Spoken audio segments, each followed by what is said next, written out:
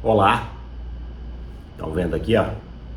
Essa é a camiseta da seleção brasileira que a seleção brasileira utilizou na Copa do Mundo de 2006, que foi disputada na Alemanha. Talvez a última Copa em que o Brasil teve tantas individualidades excelentes reunidas no mesmo time. O time titular, né, daquela Copa do Mundo era Dida, Cafu, Lúcio, Juan, Roberto Carlos, Gilberto Silva, Zé Roberto, Kaká e Ronaldinho Gaúcho. Essa inclusive é a dele, né? Veio com personalização. Adriano e Ronaldo. Era um time com muitas individualidades excelentes, mas que na Copa do Mundo em si acabou não se constituindo em um conjunto suficientemente bom para vencer. Embora havia convicção por parte da torcida e até da imprensa que aquela era a melhor seleção, né, que o Brasil havia conseguido reunir desde 1982. E acabou sendo eliminada pela França, perdendo por 1-0, poderia até ter perdido por mais nas quartas de final daquele Mundial. A França seguiria até a final para ser derrotada pela Itália. 2006 é um ano importante também por outro motivo. Eu contei um pouco dessa história no início da Copa de 2022, porque foi em 2006 que eu comecei a comentar os jogos da seleção brasileira em Copas do Mundo. Eu estava ali no terceiro ano do curso de jornalismo, quinto semestre, né, do quinto para o sexto, porque a Copa, com exceção do ano passado, acontece sempre na metade do ano. E a minha turma ali tinha fundado um blog chamado Assuntando. E eu comentei por texto, obviamente, os jogos da seleção brasileira naquela Copa. E aí, a partir de então, por iniciativa própria, no meu próprio blog, em redes sociais e como foi na última Copa no YouTube, eu passei a produzir comentários pós-jogo da seleção brasileira nas Copas do Mundo. Talvez seja por isso também que o Brasil, desde 2002, né, que foi a Copa em que eu não comentei, o Brasil não vença um Mundial, né? Quem sabe esse ano a escrita seja quebrada. O que não será quebrada é a rotina de comentar os jogos da seleção brasileira após os seus términos. Acho que a gente vem discutindo a seleção brasileira há alguns dias, mais especificamente ali desde as vésperas da convocação do técnico Carlo Ancelotti, e eu acabei só conseguindo produzir esse vídeo de prévia, né, da Copa do Mundo, justamente na data de abertura e, portanto, a 2 dias da estreia da seleção brasileira na competição. E acho que o noticiário, e aqui eu falo de noticiário do conteúdo produzido profissionalmente por jornalistas e também os conteúdos produzidos por influenciadores, né, enfim, por outras pessoas, tem se dividido, na minha observação, em 2 tipos de natureza, né? Um sobre o Neymar, um noticiário muito mobilizado, né, muito calcado na figura desse jogador, e um outro sobre o resto. Aí eu tô falando dos outros jogadores, tô falando de esquema tático, tô falando de convocação, tô falando de escalação, de jeito de jogar, de uma série de coisas. E eu, de alguma maneira, vou tentar seguir, né, esta divisão no vídeo de hoje, para, a partir do próximo, que eu devo trazer ou logo depois, né, do Jogo do Brasil ou no domingo, passar a falar propriamente das partidas. Começando pelo Neymar, houve uma discussão muito grande sobre a convocação dele. Então havia um grupo de pessoas que defendia a sua convocação, enquanto um outro grupo achava que não, e eu me incluo neste último. Ouvi muitas coisas também, em sua maioria bobagens, né, no sentido de que há uma ideologização em torno do Neymar, em que um determinado espectro ideológico o defende, um outro espectro ideológico o ataca. mas nos tempos de hoje qualquer coisa vira uma discussão ideológica e não me parece ser este o caso.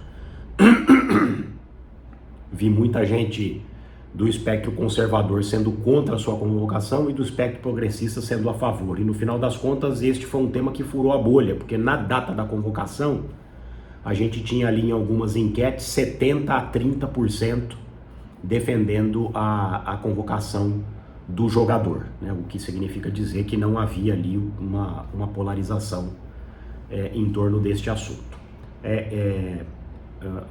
Os meus argumentos à época eram que o Neymar não reunia condições nem físicas nem técnicas que pudessem dar a ele um nível de competitividade que a Copa do Mundo exige, especialmente nas suas fases mais agudas, quando o Brasil invariavelmente vai encontrar seleções muito qualificadas.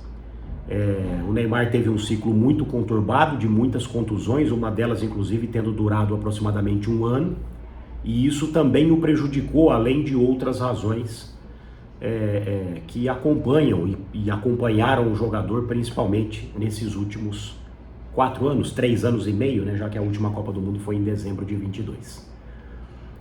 Mas o técnico não sou eu, o técnico é o italiano, e o italiano entende que o Neymar pode, de alguma maneira, contribuir para o funcionamento, né, da seleção, não especificamente do time, porque me parece que mesmo quando o Neymar voltar às suas condições físicas minimamente razoáveis para estar em campo, ele não será o titular da seleção, né?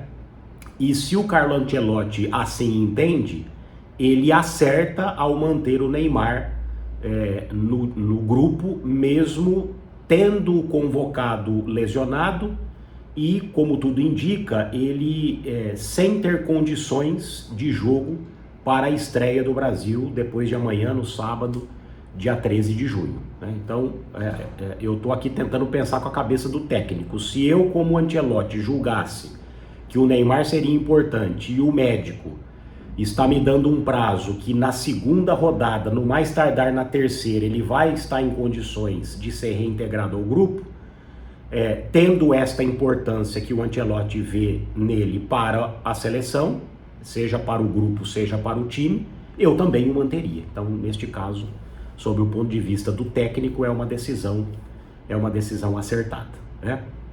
O Neymar, então, pelo prazo dado pelo médico Rodrigo Lasmar, ele estaria em condições de ser entregue ao técnico para o trabalho de campo na próxima quarta-feira, e aí eu estou falando na antevéspera do segundo jogo do Brasil no Mundial, o que dificilmente daria ao Neymar a possibilidade de ficar disponível, mesmo que seja no banco de reservas.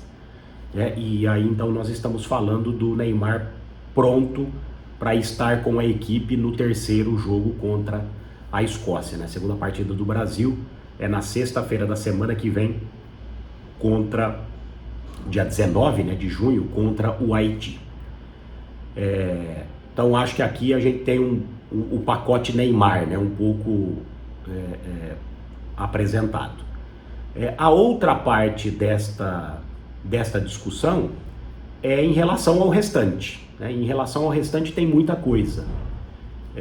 Tem as individualidades e tem também, enfim, a outra dúvida, talvez a maior delas, que persegue o treinador, acho que desde o amistoso contra o Panamá.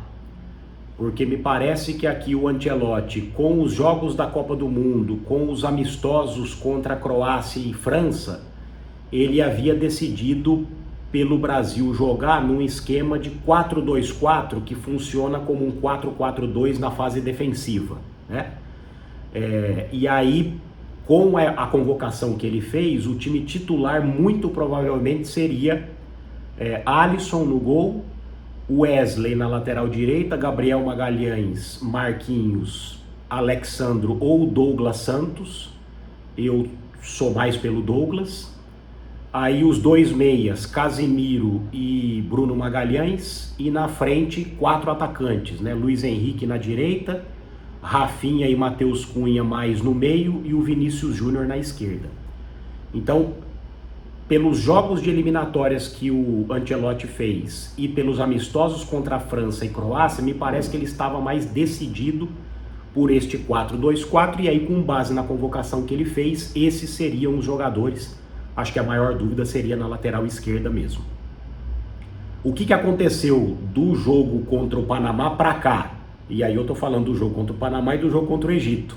Ele percebeu, e esta era a reivindicação de boa parte da imprensa, que a seleção brasileira teria condições de jogar melhor e também ser competitiva se tivesse mais jogadores no meio de campo.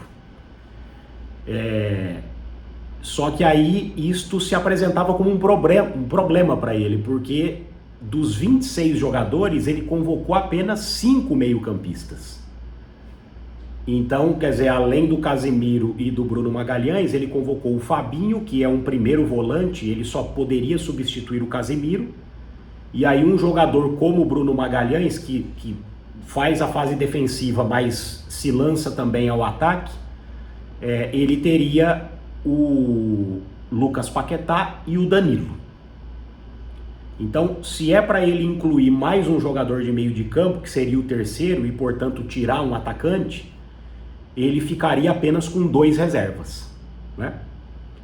Então, este aqui já foi um primeiro problema. E aí, pelas mexidas que ele fez, o que estava indicado era que nós teríamos a saída do Luiz Henrique e a entrada ou do Danilo, ou aquele que é mais provável que comece como titular, do Lucas Paquetá. Ao mesmo tempo em que ele fez essa mudança, ele também propôs outra, porque o Matheus Cunha, que faria ali uma figura mais centralizada, ele também foi sacado do time para que o técnico pudesse utilizar um centroavante de ofício. E esta foi então um pouco da formação. No caso, ele colocou o Igor Thiago, né, para fazer esta função.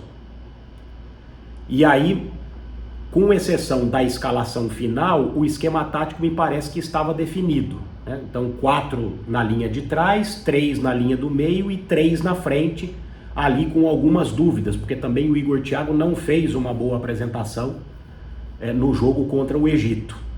Então talvez ele pudesse também optar ali pela volta de alguns jogadores e para tentar manter essa estrutura do 4-3-3. Só que ele foi surpreendido no jogo contra o Egito com a contusão e o corte do Wesley. E o Wesley, embora não seja o melhor lateral da história do futebol brasileiro, está longe de ser e provavelmente não será, ele tinha uma importância tática considerável, porque o Wesley era um lateral, ao contrário dos 2 da esquerda, que chega muito à frente. E quando ele é contundido e cortado, o Ancelotti não só não convoca um lateral direito, o que significa dizer que, na visão dele, o país não tem um lateral direito como o Wesley, ou tão bom como ele, ou que faça as mesmas funções que ele, mas ele convoca um jogador de meio de campo, que é o Ederson, né, que é um jogador que faz a posição de primeiro volante, mas pode fazer também a posição do 8, né, que é ali um meio-campista ainda defensivo, mas que se lança também ao ataque. E esta agora é a dúvida, porque talvez ele precise voltar com um jogador de zaga na lateral direita, o que não seria nenhum absurdo. O Ancelotti gosta muito de jogar assim, e aí ele teria que soltar o lateral esquerdo, que não vai ter a mesma capacidade ofensiva do Wesley, mas é o que sobrou ao Brasil, e aí ele poderia jogar ou com o Danilo ou com algum outro zagueiro do lado direito, para poder soltar mais o Wesley e para poder soltar mais o Douglas. Isto poderia fazer com que ele retornasse ao esquema de 4 para que os pontas dessem essa profundidade, né, para que os pontas pudessem principalmente do lado direito, pudesse fazer aquilo que o Wesley faria e que, como ele já não está mais no time, não tem como mais fazer, porque também não tem um substituto com essas características. Então é como se a gente tivesse voltado à escala inicial. Isso diz muito sobre a qualidade dos jogadores que a gente tem, que ao contrário de 2006 e desde então não é mais assim, mas isso também diz muito sobre as dúvidas, sobre as hesitações, né, sobre as incertezas do técnico da seleção brasileira, que quando encerrar a carreira muito provavelmente será alçado ao Olimpo dos técnicos deste esporte, que é o mais praticado, o mais amado do mundo. Mas é preciso reconhecer, é a primeira experiência treinando uma seleção do técnico italiano. E isso está dando a ele muitas dúvidas, né? Enfim, muitas inseguranças que estão postas às vésperas da estreia do Brasil na Copa. Isto não é um impeditivo para que ele encontre um time ao longo do Mundial que possa inclusive se entrosar e chegar à decisão e ser até campeão. É claro que a probabilidade disso acontecer diminui muito na medida em que você não tem um time pronto e com jogadores que estão longe de ser os melhores, né, na comparação com outras gerações. Mas a Copa do Mundo dá esta possibilidade. É um torneio agora de pouco mais de um mês, acho que 40 dias, 8 jogos, 5 deles eliminatórios. Então, da mesma maneira que um time muito bom como o de 2006 poderia ser eliminado num jogo parelho, né, com uma grande seleção que foi a França, o Brasil, tendo um time inferior, ele pode ir avançando e disputar o título, né? Acho que essa discussão não está fora de padrão. E esta então agora é a dúvida, mas eu acredito que ele vai entrar com o time no sábado, sendo Alisson e Banes, que é um zagueiro de ofício, mas que deve jogar na direita, Gabriel Magalhães, Marquinhos, e eu aposto no Douglas Santos em vez do Alexandre, mas não seria nenhum absurdo se o lateral esquerdo do Flamengo começasse como titular. Aí os três no meio, Casemiro, Bruno Magalhães, e aí é muito mais provável o Paquetá do que o Danilo, embora o Danilo, ex-jogador do Palmeiras, atualmente do Botafogo, venha jogando muito, tanto no Botafogo como na seleção, mas o Paquetá tem mais experiência, né? Enfim, esteve na Copa do Mundo de 2022, e isso talvez o credencie para ser ele o titular e não o Danilo. E aí na frente a gente vai ter o Rafinha de um lado, a gente vai ter o Vinícius de outro, e aí precisa ver se ele vai apostar no Igor Thiago, se ele vai apostar num outro jogador que faz uma função de meio de campo na fase defensiva, ou ele pode dar vaga para quem está pedindo passagem, que neste caso é o Endrick, né? É evidente que o Endrick seria um centroavante diferente do Igor Thiago, mas é um jogador que sempre que entra faz gols, que tem uma identificação muito grande com a torcida, e não me surpreenderia se o Ancelotti começasse a Copa do Mundo com o Endrick de titular, né? Também jogar com 4 jogadores de frente, eu acho que dificilmente ele volta a isto, porque de alguma maneira isto o obrigaria a colocar o Rafinha numa faixa mais centralizada do setor ofensivo do Brasil, e não é assim que o Rafinha gosta de jogar, não é assim que ele joga melhor. O Rafinha joga melhor mais aberto. Foi assim que ele jogou muito mal contra a seleção do Panamá, porque ele estava mais centralizado, dividindo ali a região central da área com outro jogador, e portanto faria mais sentido ele jogar mais aberto, mas numa linha de 3, né? Assim como também o Vinícius, porque numa linha de 3 o Vinícius, mesmo jogando na esquerda, ele tem condições, ele tem espaço, ele tem um espaço para atacar por dentro. Se você joga numa linha de 4, o Vinícius fica muito espremido na lateral, né? Ali lateral, linha de fundo, e aí provavelmente isto geraria o mesmo problema que gerou na Copa do Mundo de 2022.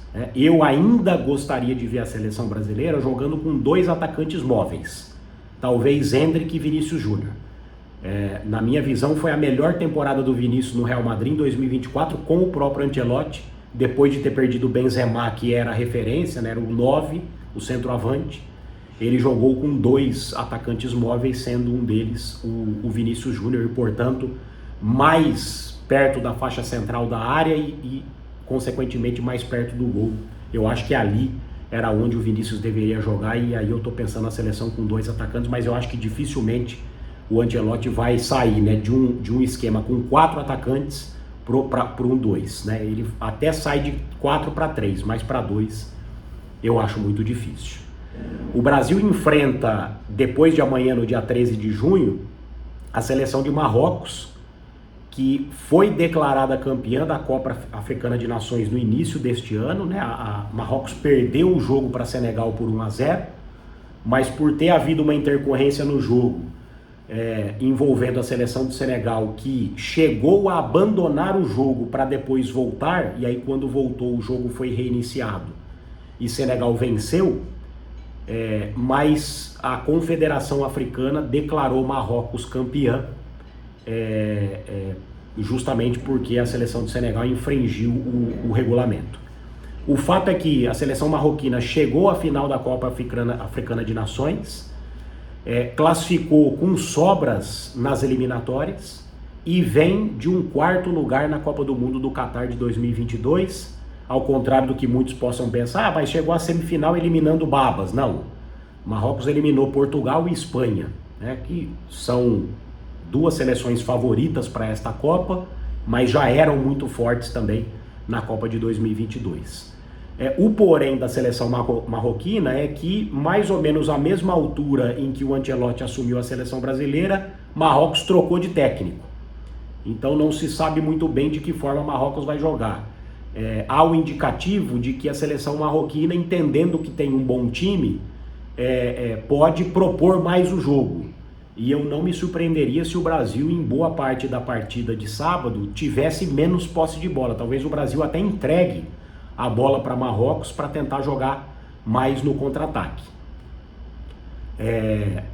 Acho que vai ser um jogo, talvez não o melhor da rodada, acho que o jogo mais qualificado da primeira rodada será Inglaterra e Croácia, mas Brasil e Marrocos tem tudo para ser um jogo animado, um jogo de muitos gols, embora toda a estreia seja de muita ansiedade, de muita tensão e normalmente jogos muito truncados.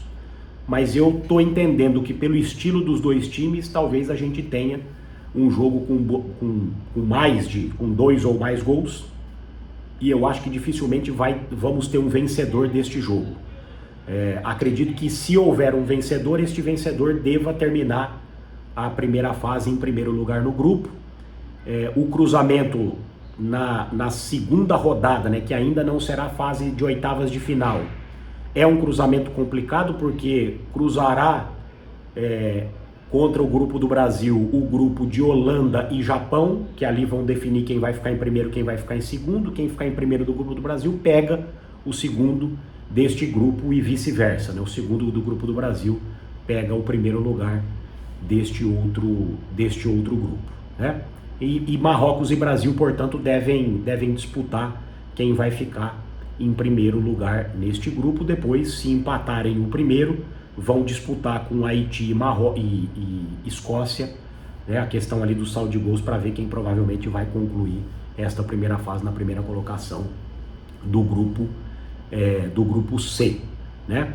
Acho que de um modo geral o Brasil não entra como favorito para essa Copa. Me parece que até os próprios jogadores têm consciência disso, porque a preparação foi muito ruim, né? Foi um ciclo praticamente perdido. O Brasil teve 4 técnicos, né? Começou com o Ramon Menezes, passou pelo Fernando Diniz, depois Dorival Júnior, até chegar o Carlo Ancelotti, com um ano para o início da Copa do Mundo. Isso é muito ruim. Talvez, se isto sirva de consolo, em 2002 o Brasil também teve um ciclo muito conturbado de 4 técnicos, né? Começou com o Luxemburgo, passou pelo Candinho, Emerson Leão, até chegar o Luiz Felipe Scolari, pouco mais de um ano antes da Copa do Mundo. O Scolari teve como primeira experiência a derrota num jogo de eliminatórias e a eliminação na Copa América na fase de quartas de final, na Copa América de 2001, para Honduras, uma derrota vexatória por 2-0.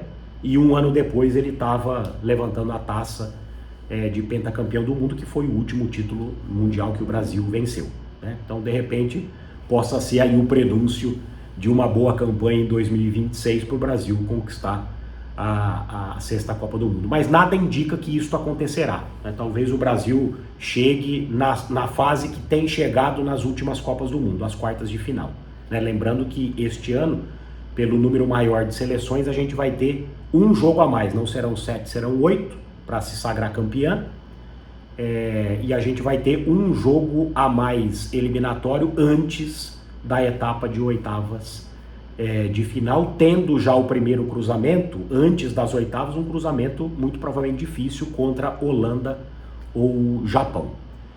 A tendência é que França, Espanha, Portugal e Argentina disputem o título, cheguem às semifinais, a não ser que elas se encontrem em alguma fase anterior, né? Mas muito provavelmente a campeã sairá de uma dessas 4 seleções. A ver, vamos acompanhar. A Copa do Mundo começa hoje, dia 11 de junho, com México e África do Sul, e aí nós teremos pouco mais de um mês aí de muitos jogos até a chegada à final no dia 19 de julho. Então eu volto ou no sábado depois do jogo ou no domingo com um resumo, né, uma análise da primeira partida da seleção brasileira contra Marrocos na Copa do Mundo de 2026. Um abraço.